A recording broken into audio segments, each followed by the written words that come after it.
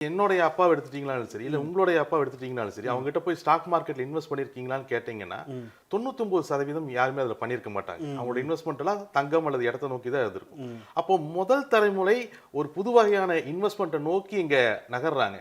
முதல் தலைமுறை ஒரு புது வகையான இன்வெஸ்ட்மெண்ட் அல்லது தொழில் நோக்கி நகரும் பொழுது, இந்த நஷ்டம் அப்படிங்கிறது தவிர்க்க முடியாத ஒண்ணுதான் சார்.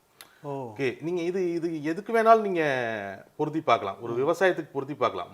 முதல்ல விவசாயம் பண்ண ஆரம்பிச்ச ஆதி தமிழர்கள்லாம் உடனடியா கரெக்டா எல்லாம் கண்டுபிடிச்சு கரெக்டா விவசாயம் பண்ணிட்டாங்களான்னு இருக்காது. நிறைய ட்ரையல் அண்ட் எரர் மெத்தட் போகும். நிறைய விதைகள் விதைப்பாங்க. அப்ப அந்த டைம்ல மழை பெய்யாது. அப்புறம் ஒரு 20 வருஷம் 30 வருஷம் போகும்பொழுது இந்த நேரத்துல மழை பெய்யும், இப்போ இது பண்ணலாம் அப்படிங்கிற புரிதல் வர ஆரம்பிக்கும். அதே தான் இங்க நடந்துகிட்டு இருக்கு. ஸோ இந்த முதல் தலைமுறை இன்வெஸ்டர்ஸை பொறுத்த வரைக்கும் அதிகமான நஷ்டம் பண்ணக்கூடியவங்களோட எண்ணிக்கை கொஞ்சம் அதிகம் தான். அது செபியே அதைய சொல்லிட்டாங்க. அதுல எல்லாம் எந்த விதமான குழப்பமும் இல்லை. பட் இதை தவிர்க்க முடியுமானா தவிர்க்க முடியும். ஓகே, ஏன்னா ஒரு தொழில ஜெயிக்கிறது அப்படிங்கிறது வெறுமன அனுபவத்தால மட்டுமே வரக்கூடிய விஷயங்கள். நிறைய நேரங்கள்ல அது அறிவினால வரக்கூடிய ஒரு விஷயமாவும் இருக்கு. அப்போ இந்த ஃபர்ஸ்ட் தலைமுறை நம்மளுக்கு கைட் பண்றதுக்கு அப்பாவோ அம்மாவோ கிடையாது. இப்ப நான் என் பையன் ஸ்டாக் மார்க்கெட்ல நாளைக்கு இன்வெஸ்ட் பண்றான், இல்ல டிஜிட்டல் மார்க்கெட்ல இன்வெஸ்ட் பண்றான்னா நான் கைட் பண்ணிடுவேன். ஏன்னா அவன் 2வது தலைமுறை ஆயிடுறான். இந்த தலைமுறைக்கு இருக்காது. அப்போ இந்த தலைமுறைக்கான வெற்றி அப்படிங்கிறது நீங்க அதுல எவ்வளவு அறிவை சேகரிக்கிறீங்கிறத பொறுத்து தான் இருக்கு. ஓகே, அது ஒண்ணு சார். இப்ப அறிவை சேகரிக்கிறத பொறுத்து வெற்றி இருக்கு அப்படின்றீங்க. இப்போ உங்களை மாதிரி நிறைய முதலீட்டு ஆலோசகர்கள் இன்னைக்கு நிறைய இருக்காங்க. அப்படி கைட் பண்றதுக்கு நிறைய பேர் இருக்கும் போதும் இந்த லாஸ் நடந்துகிட்டு இருக்கேங்க. அதுக்கும் இங்கே அதே பதில் தான் இருக்குங்க.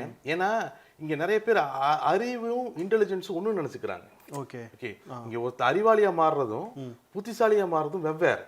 ஸ்டாக் மார்க்கெட்லயா இல்ல ஸ்டாக் பொதுவாவே நீங்க எடுத்துக்கலாம். பொதுவாவே எடுத்துக்கலாம். நீங்க ஒரு 10வது பையனை அவனை மனப்பாடம் பண்ண வச்சு 100க்கு 100 வாங்க வச்சிடலாம். ஓகே, ஒரு வருஷம் ஃபுல்லா அந்த புக்கை மனப்பாடம் வச்சு 100க்கு 100 வாங்க வச்சிடலாம். அந்த பையன் அறிவாளியா மாறுறான். அந்த புக்ல இருந்து நீங்க எந்த கேள்வி கேட்டாலும் அவனுக்கு தெரியும். ஓகே ஓகே, ஆனா அவன் புத்திசாலியா அப்படின்னு கேட்டா அங்க ஒரு கேப் விழுகுது இல்லையா? ஓகே, அறிவை கரெக்டான நேரத்துல கரெக்டா பயன்படுத்த கத்துக்கும் பொழுதுதான் அந்த அறிவாளி அப்படிங்கிறது புத்திசாலிங்கிற ஸ்டேஜுக்கு போகும். அதாவது ஒரு ஸ்டாக் மார்க்கெட்ல வந்து இது ஸ்டாப் லாஸ், இவ்வளவு தூரம் கட் பண்ணிட்டு வாங்க, இதுல ப்ராஃபிட் புக் பண்ணுங்க அப்படின்னு சொல்றது மட்டுமே பணம் சம்பாதிக்கிறதுக்கு ஒண்ணா மாறி இல்லை. அது அறிவு. ஒரு ஸ்டாக் மார்க்கெட்டை பத்தி நீங்க முழுசா தெரிஞ்சுக்கிறீங்க இல்லையா? அது அறிவை சேகரிக்கிறீங்க. ஆனா ஸ்டாக் மார்க்கெட்ல நம்ம ஜெயிக்கணும்னா நீங்க புத்திசாலியா மாற வேண்டிய கட்டாயத்தில் இருக்கீங்க. அந்த தொழில் எந்த தொழிலா இருந்தாலும் அதுதான். நீங்க துணிக்கடை வச்ச எல்லாருமே ஜெயிச்சிட்டாங்களா அப்படின்னு எல்லாம் கிடையாது. சோ ஒரு எப்போ அந்த அறிவை நீங்க சரியாக பயன்படுத்துறீங்களோ அப்ப புத்திசாலித்தனமா மாத்துறோம், அப்ப ஜெயிக்கிறோம்.